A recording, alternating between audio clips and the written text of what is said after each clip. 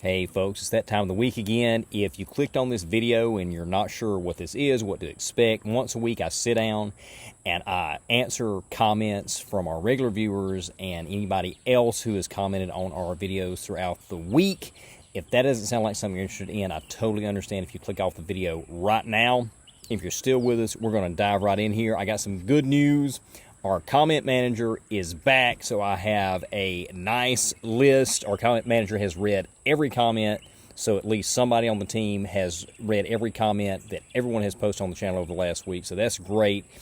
And I've got a list of kind of the top comments that our comment manager has pulled and put together for me, so we're going to get started here on our suggestions. I'm so glad to have these back because I haven't been seeing a lot of suggestions with me trying to just go through and hit 5 or 6 comments per video.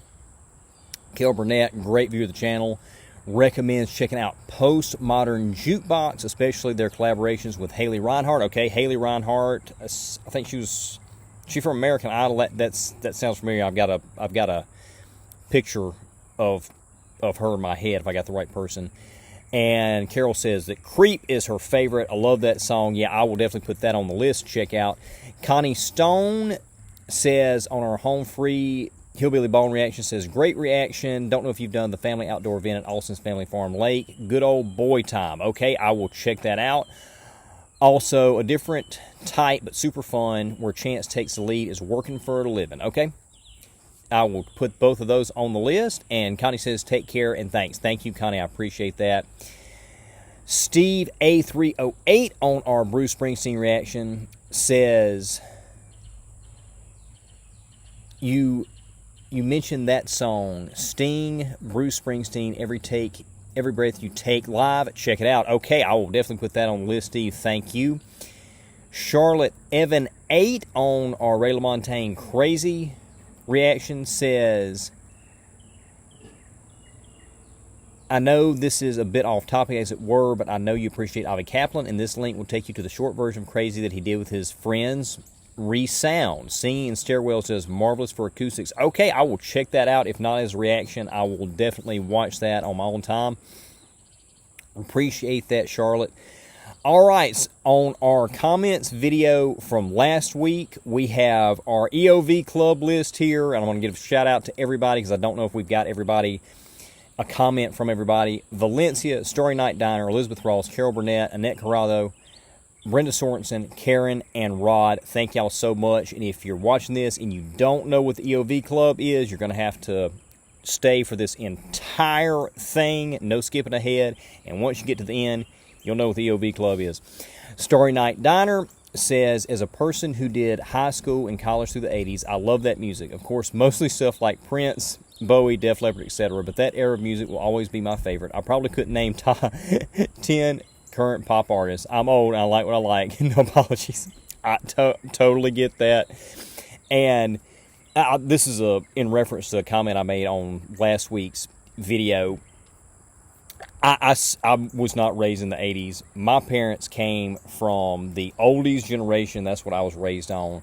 I grew up in the 90s and 2000s. I also really don't care that much for the 90s personally, but I wasn't really in my teen years until the 2000s, and that's really where your musical tastes start to form and you get into the music that is out in your specific time.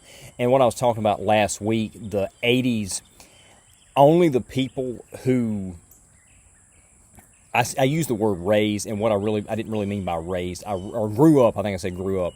What I mean by that is those who were in junior high, high school, college, young adult, getting in the workforce.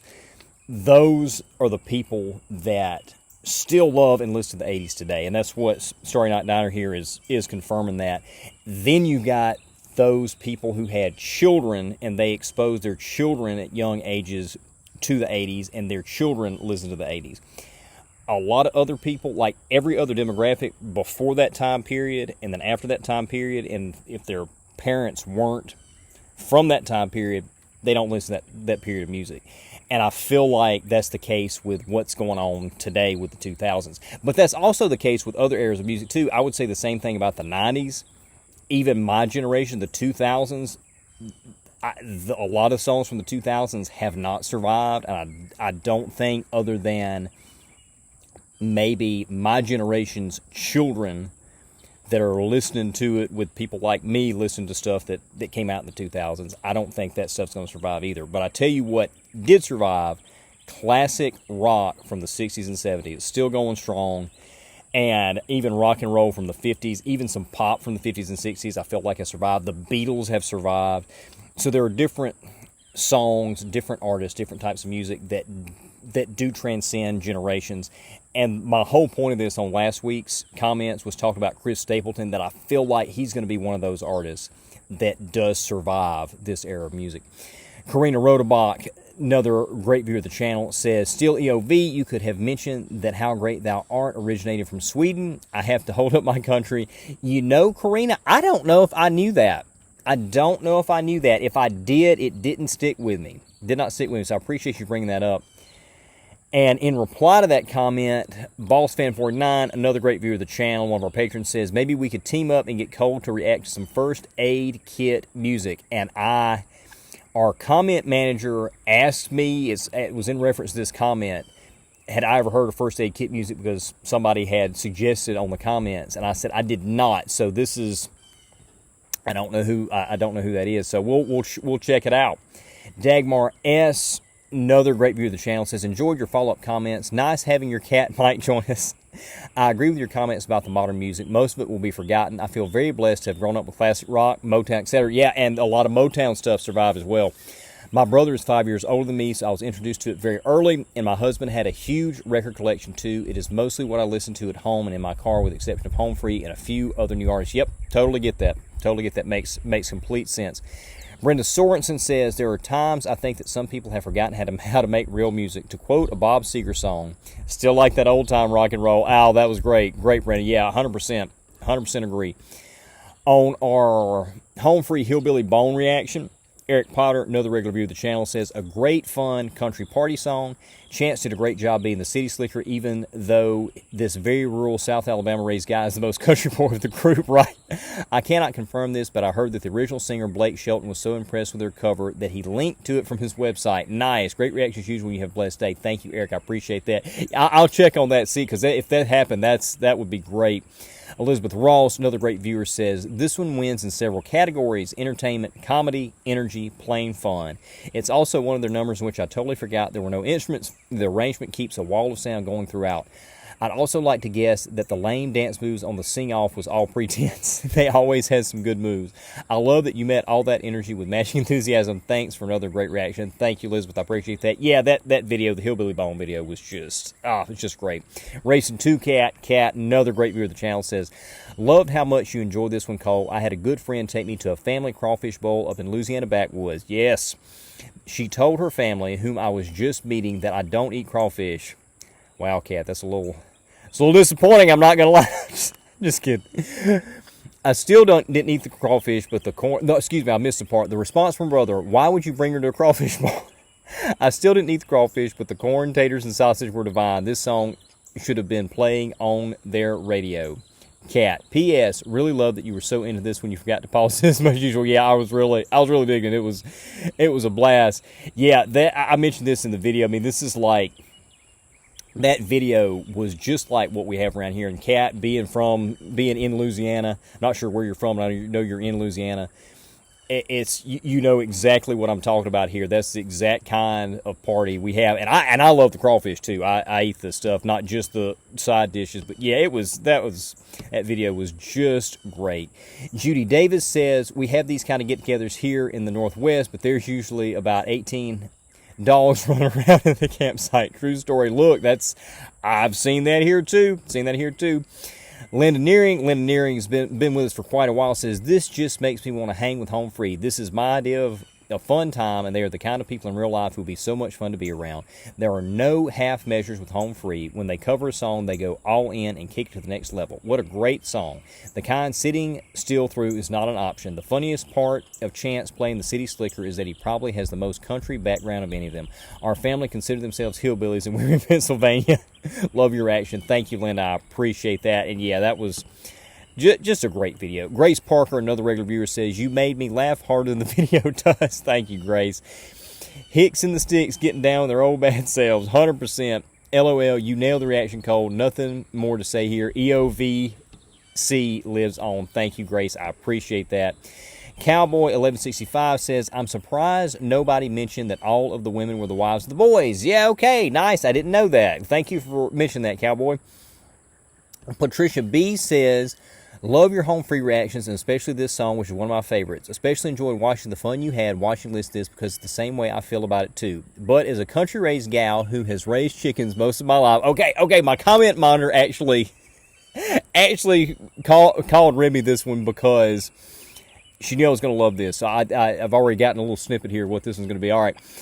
As a country-raised gal who has raised chickens most of my life, got to say that a Dominecker isn't the same as a barred rock. You can tell the difference first by their combs. Dominique chickens have a rose comb and barred rocks have a single comb. Barred rocks feathers consist of regular lines of black and white, and the Dominique has irregular lines which appear jagged or V-shaped. Surprised to hear you say that down here they call them Domineckers. Bet some are rocks, though. Love your reactions. Your accent makes me feel like I'm back home. Patricia, this is probably my favorite comment I have gotten on this channel because it's given me the opportunity to talk about something that I never thought I'd get an opportunity to talk about on this channel. I love chickens. I love poultry. I love waterfowl. I used to raise them. So, yeah, 100. Everything you're saying is 100% here. So here's the thing. If I remember correctly, I'm fixing to get super nerdy, chicken nerd here. The Dominiques were of French origin and are Mediterranean class chickens. They were brought over during the American colonial period, and through selective breeding, I think they bred them with another chicken, if I remember correctly, maybe a couple of different chickens. The barred rock was developed as part of what would become the new American class of chickens. So you mentioned here the comb difference. You said it right here. The Dominiques have the rose comb, and then the barred rocks have the single. I also think that their legs are a different color. I think the barred rocks are yellow, and then the Dominiques have the gray legs. I'm not sure exactly what the official color. I always call them gray legs. But anyway, so the term Dominecker derived from Dominique. I don't know where. I don't know what the origin was. I'm making the reasonable deduction it was somewhere in the South. Not sure when, where, how. But in Mississippi, we don't really have Dominiques. I'm sure there are some people that have them. I have never actually seen one in person myself. I've only seen pictures and illustrations of the Dominiques. But we have barred rocks, but we call the barred rocks Domineckers because somewhere along the line, that colloquial term for Dominiques just got applied to the barred rocks, I guess because they look so much like them with the checker look to them. I don't know. But yeah, I know there's barred rocks and Dominiques are two totally different things, but the term Dominecker down here in Mississippi, we apply that to barred rocks across the board, and we don't really have... I don't even know anybody who has seen a real Dominique and knows the difference. Well, I do know people who know the difference, but I don't know anybody who's actually, had their hands on Dominique. So I appreciate that comment. I don't know if you watch these videos or not, the comment videos, but if you do, drop down in the comments here because I would love to talk about chickens all day. If anybody wants me to start a separate channel where I do nothing but talk about poultry all day, let me know. All right, so up next, that was the last one on that video. On the Jeff I See Fire video, Rod Connor, another great reviewer of the channel, says, Cole, nearly the exact same reaction for us both. I mean, identical, even near the same stops. And to go back, okay, I may have dropped back a few more times. It's that good. Yeah, I agree. 1,000% excitement. God rest you, merry gentlemen. Yep, but it's a different category on its own. Subject matter, tempo, timing, arrangement. But this is top. This is completely different. Same characteristics, but...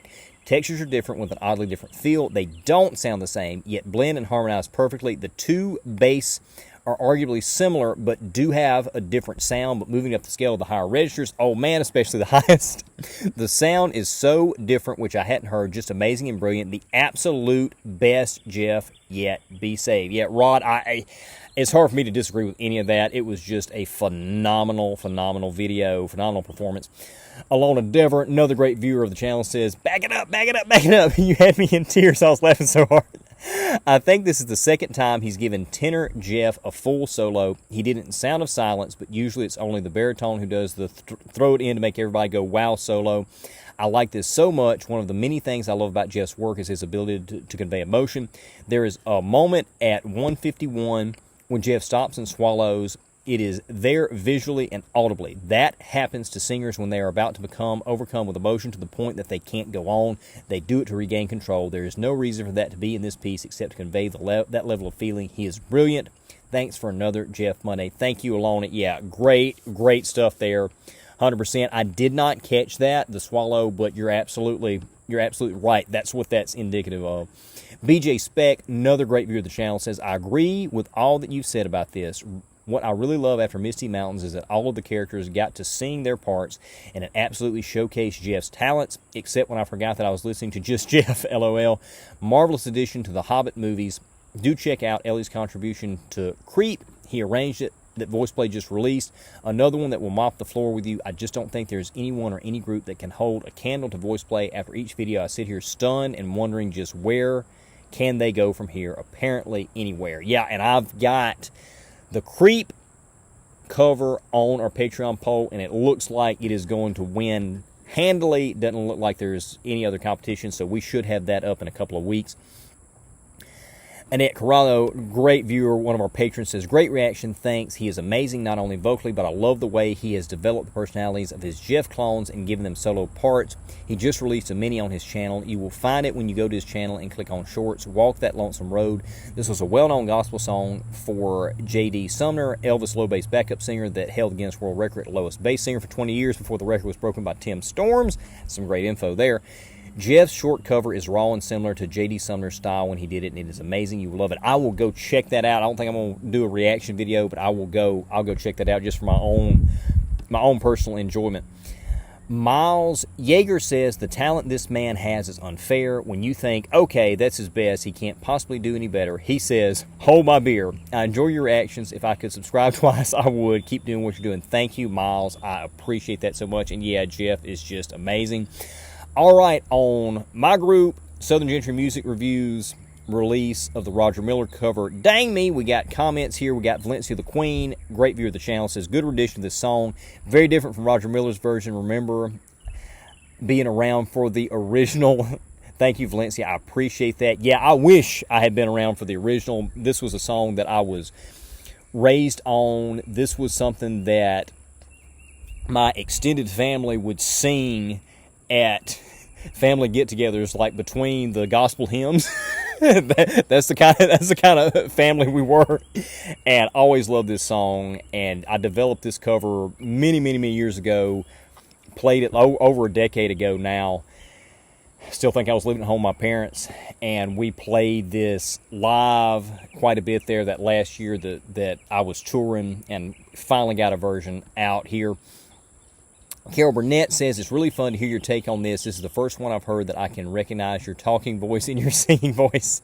I grew up with Roger Miller's music. Thank you for sharing, Cole. Thank you, Carol. I appreciate that. Yeah, Roger Miller is great. Love this. I'm so glad we were able to get this out and get this recorded, get this out. Maggie at Play, one of our great viewers, also a patron, says, love this take on the old Roger Miller song. I remember the original. Thanks for sharing, Cole. Thank you, Maggie. I appreciate that. Brenda Sorensen says, it's been a long time since I heard this Roger Miller classic. Nice spin on it. Thank you, Brenda. I appreciate it. Elizabeth Ross says, Roger Miller's novelty songs were so good that they broke through the wall of folk and classic rock that permeated the scene in the 60s. My roommate and I did our version of it on our classic guitars. Excellent. What a great time, and what a great 90-degree turn you put on it. Love your version. It defies definition. Maybe country blues funk. Where's my guitar? Thank you, Elizabeth. I appreciate that. Yeah, I like that. I like country blues, funk. I always said when we were playing live that we played Southern music. That's the reason that I have renamed the group Southern Gentry Music Review. And to me, Southern music is, you got the core of the country, blues, and rock and roll, and then just you mix in a whole bunch of different other stuff. And that's what we try to do with this version here. And I actually included on this album cut audio from a live performance we did opening for Chase Bryant at Atwood Music Festival in 2015. And after we had done, we doped up a couple of songs, and then I said something, it's on the track, something about what Southern music is, a little bit of country, a little bit of blues, a little bit of rock and roll, a few other things thrown in for good measure. And that's what this song is, and that's what really our whole first record is, and that's why we kick off with this one. All right, on our Bruce video this week, Steve A308 says, I was right up front at the Emirates Stadium in London when he did this. He pulled up a chair, and I think all the ladies fainted or just undressed themselves. Me too, almost. Yeah, his live shows are just absolutely incredible. Racing 2 Cat says, probably much to the dismay of most Bruce fans, this is actually my fave Springsteen song.